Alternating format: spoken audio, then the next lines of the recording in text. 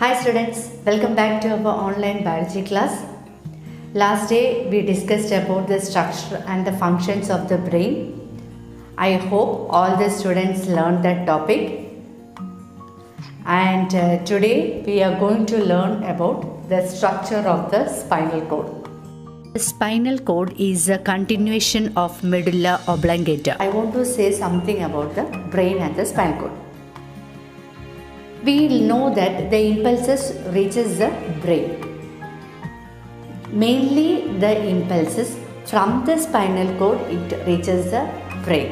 That means normal activities are controlled by the brain and immediate and accidental activities are controlled by the spinal cord. Spinal cord is protected inside the vertebral column. Like the brain, the spinal cord is also covered with meninges. In the central canal of the spinal cord, there is a fluid called cerebrospinal fluid.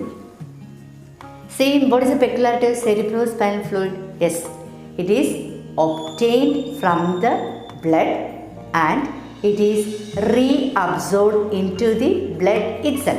The function is it provides nutrients and oxygen to the tissues of the, we are learning about the spinal cord. So, it provides nutrients and oxygen to the tissues of the spinal cord.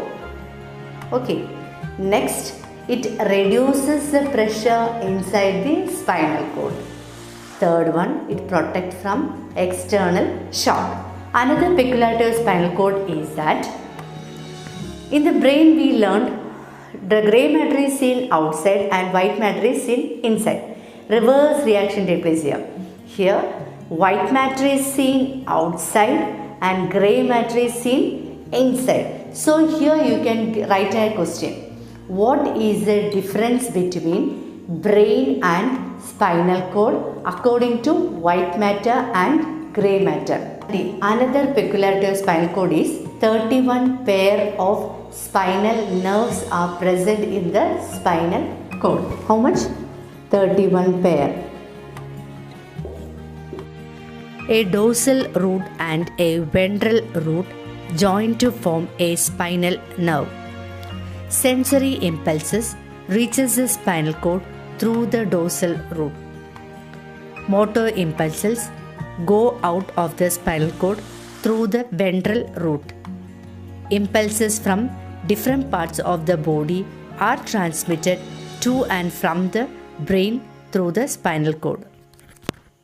The function of spinal cord is to coordinate the repeated movement during walking, running, etc.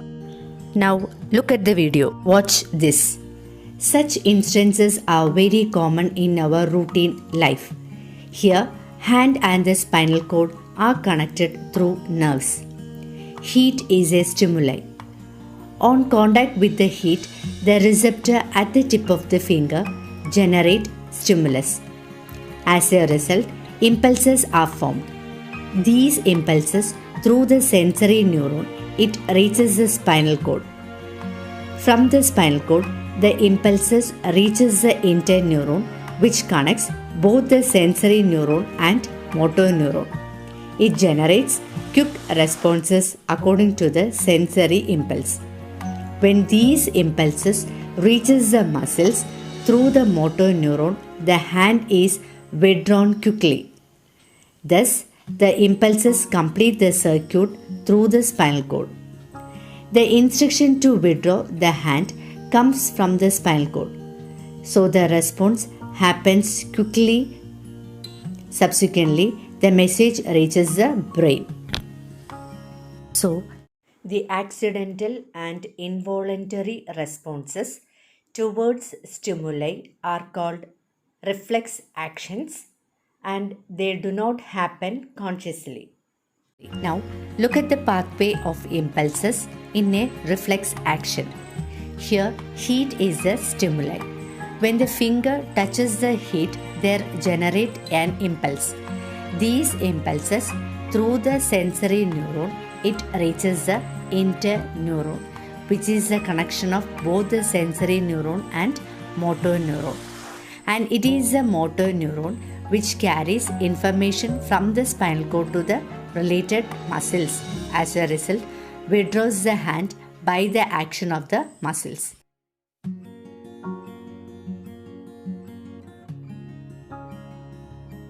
Reflex arc is the pathway of impulses in the reflex action. Mainly, spinal cord act as the center of reflex action, and such reflexes are called spinal reflex. The reflexes under control of the cerebrum are called cerebral reflex. Some examples for spinal reflex and cerebral reflex are given here. When the knee is tapped below the kneecap, the lower leg jerks forward. When unwanted matter gets into the windpipe, it is cleared by cuffing. If you accidentally sit on a pin, you jump up quickly. When a person accidentally touches a hot object, a pain-sensitive receptor cell in his fingertip detects the heat stimulus and triggers off the nerve impulse. From here, the impulse travels along a sensory nerve to the spinal cord. The message is processed and the response is generated in the spinal cord itself. Then this response travels down through a motor nerve to the muscles of the arm. The muscle of the arm receives the response, and his arm muscles contract, lifting the person's finger away from the hot object. The simple reflex action is a purely involuntary action. When a hot object is touched by a hand is withdrawn quickly. When an object approaches near the eye, blinking. Bone of the knee is tapped, the knee is jerked.